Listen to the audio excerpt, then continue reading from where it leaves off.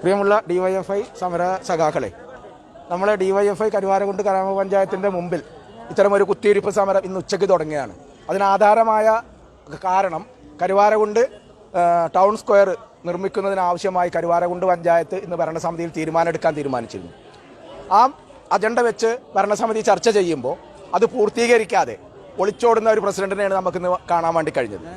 രാവിലെ 1 മണി മുതൽ തുടങ്ങിയ മീറ്റിങ്ങിന് അദ്ദേഹം വരാൻ തന്നെ 2 മണി കഴിഞ്ഞു. 2 മണിക്ക് ശേഷമാണ് മീറ്റിംഗ് തുടങ്ങിയത്. ആ മീറ്റിംഗ് പൂർത്തീകരിക്കാതെ അതിൻ്റെ ചർച്ചകളിൽ മുഴുവൻ മെമ്പർമാർക്കും പങ്കെടുക്കാനുള്ള അവസരം ഉണ്ടാക്കാതെ അദ്ദേഹം അതിനൊഴിഞ്ഞ് മാറുകയാണ് ചെയ്തത്. അതിൻ്റെ വസ്തുതാപരമായ രേഖകൾ മുഴുവൻ പരിശോധിച്ചപ്പോൾ ആ നിലവിലുള്ള ടൗൺ സ്ക്വയർ നിർമ്മിക്കുന്നതിന് 1-ാം നമ്പറുകാരന് അയാൾ ഉണ്ടാക്കുന്ന കെട്ടിടത്തെ തടസ്സപ്പെടുത്തുന്ന രീതിയിൽ ഒരു കെട്ടിടം കരുവാരകുണ്ട് ഗ്രാമപഞ്ചായത്തിൽ നിർമ്മിക്കാൻ അവിടെ അധികാരമില്ല എന്നുള്ളത് നമ്മളെല്ലാ മെമ്പർമാരും ഇപ്പോൾ വായിച്ചു കേട്ടതാണ്. പത്രക്കാരും പത്രപ്രവർത്തകരും ഒക്കെ ആ വിഷയം അവരുടെ കാണുകയും കേൾക്കുകയും ചെയ്തിട്ടുണ്ടായി. അത്തരമൊരു ടൗൺ സ്ക്വയർ ഈ നാട്ടിലെ ഒട്ടനവധി അടിയന്തര 7 കോടി രൂപയുടെ അടുത്ത് ചെലവഴിച്ചിട്ടാണ് ആ ടൗൺ സ്ക്വയർ നിർമ്മിക്കുന്നത്. കരുവാരകുണ്ട് പഞ്ചായത്തിൻ്റെ അദ്ദേഹം ഭാവന ചെയ്യുന്നത് കരുവാരകുണ്ട് പഞ്ചായത്തിന് നല്ലൊരു ഓഫീസ് കെട്ടിടവും ഒരു പഞ്ചായത്ത് ഹാളും ഒക്കെ അവിടെ ഉണ്ടാക്കണം എന്നുള്ളതാണ് അദ്ദേഹത്തിൻ്റെ സ്വപ്നം. ആ സ്വപ്നം ഇത്ര നല്ല ഒരു കരുവാരകുണ്ട് പഞ്ചായത്തിന് ഇത്ര നല്ലൊരു കെട്ടിടം ഉണ്ടായിരിക്കെ 7 കോടി രൂപ ചെലവഴിച്ച് അവിടെ ഒരു ടൗൺ സ്ക്വയർ നിർമ്മിക്കുന്നതിന് പകരം ഇടതുപക്ഷത്തിൻ്റെ മെമ്പർമാർ ആവശ്യപ്പെട്ടത് കരുവാരകുണ്ട് ഗ്രാമപഞ്ചായത്തിൽ 100 കണക്കിന് താമസിക്കാൻ വീടും കുടിയും സ്ഥലവുമില്ലാത്ത ഒട്ടനവധി അപേക്ഷകൾ നമ്മുടെ കരുവാരകുണ്ട് പഞ്ചായത്തിലുണ്ട്. ഗവൺമെൻറ് നൽകുന്നതിന് പകരം പഞ്ചായത്ത് ഫണ്ട് വെച്ചിട്ട് അവർക്ക് വീട് നിർമ്മിച്ച് കേൾക്കുന്നതിന് എവിടെ ഒരു തടസ്സമല്ല. 4 ലക്ഷം രൂപ വെച്ച് 7 കോടി രൂപ ഉണ്ടെങ്കിൽ എത്ര കുടുംബങ്ങൾക്ക് കൊടുക്കാൻ നമുക്ക് കഴിയും എന്നുള്ള ചോദ്യമാണ് ഞങ്ങൾ അവിടെ ഉന്നയിച്ചത്.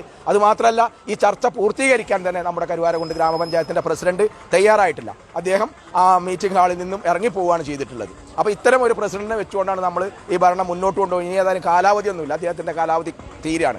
ആ കാലാവധിക്കുള്ളിൽ ജനങ്ങളുടെ മുമ്പിൽ ഒരു പുകമറ സൃഷ്ടിക്കാനുള്ള ഒരു ശ്രമം മാത്രമാണ് കരുവാരകുണ്ട് ഗ്രാമപഞ്ചായത്ത് നടത്തുന്നത്. ഈ 7 കോടി രൂപ എവിടെ നിന്ന് കണ്ടെത്തും എന്നുള്ള ചോദ്യത്തിന് പോലും മറുപടി പറയാൻ ഒരിക്കലും അദ്ദേഹത്തിന് കഴിഞ്ഞിട്ടില്ല. അപ്പോൾ ടൗൺ സ്ക്വയറൊക്കെ ഉയർത്തിപ്പിടിച്ചുകൊണ്ട് ഈ തെരഞ്ഞെടുപ്പ് കാലത്ത് അദ്ദേഹം പല ജാടകൾ ഇറക്കുകയാണ് എന്നുള്ളത് ജനങ്ങൾക്ക് ബോധ്യപ്പെട്ടിട്ടുണ്ട്.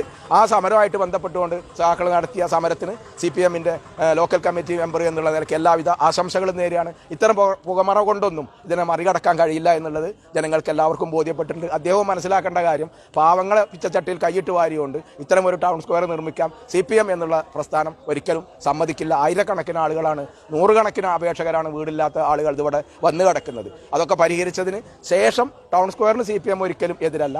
ഈ വക വിഷയങ്ങൾ ജനങ്ങളുടെ പാവപ്പെട്ടവരുടെ അടിസ്ഥാന പ്രശ്നങ്ങൾ പരിഹരിച്ചതിന് ശേഷം മാത്രം ഇത്തരം വികസന കാര്യങ്ങളിലേക്ക് ടൗൺ സ്ക്വയർ പോലുള്ള സംഭവങ്ങളിലേക്ക് പോയാൽ മതി എന്നുള്ള അഭിപ്രായമാണ് CPM-ൻ്റെ മെമ്പർമാർ ആ യോഗത്തിൽ രേഖപ്പെടുത്തിയിട്ടുള്ളത്. അതുകൊണ്ട് ഈ സമരത്തിൽ പങ്കെടുത്ത മുഴുവൻ സഖാക്കളെയും അഭിവാദ്യം ചെയ്തുകൊണ്ട് നിങ്ങളെല്ലാവരും പിരിഞ്ഞു പോകണമെന്ന് ഒരു അഭ്യർത്ഥന കൂടി നടത്തുകയാണ്. നമ്മുടെ കൊറോണ കാലമാണ്, അതുകൊണ്ട് കൂട്ടം കൂടി നിൽക്കാതെ നമ്മളെല്ലാവരും പിരിഞ്ഞു പോകണം. നിങ്ങൾക്കെല്ലാവർക്കും എൻ്റെ അഭിവാദ്യങ്ങൾ.